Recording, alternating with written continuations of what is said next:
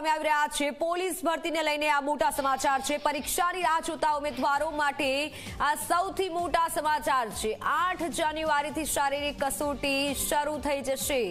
અંદાજે 2 મહિના શારીરિક કસોટી ચાલશે। ભરતી બોર્ડે મેદાન તૈયાર કરવા માટે પણ સૂચના અપાઈ છે।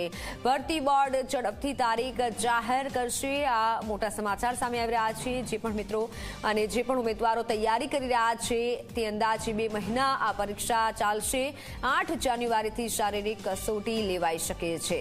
ભરતી બોર્ડે મેદાન અને કરવા માટે પણ સૂચના આપી દીધી છે અને ભરતી બોર્ડ દ્વારા ઝડપથી આ કાર્યવાહી કરવામાં આવશે અને કામગીરી કરવામાં આવશે।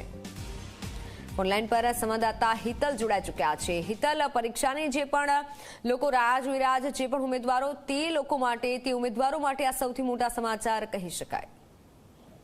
જી ચોક્કસ એવું કહી શકાય કે લાંબા સમયથી રાહ જોતા ઉમેદવારો માટે શારીરિક કસોટી જે છે એ 8 જાન્યુઆરીથી શરૂ થશે એ પ્રકારનો નિર્ણય લેવામાં આવ્યો છે અને સ્વાભાવિક છે કે એટલી મોટી સંખ્યામાં છે કે 2 મહિના જેટલો સમય શારીરિક કસોટીમાંથી પસાર થશે।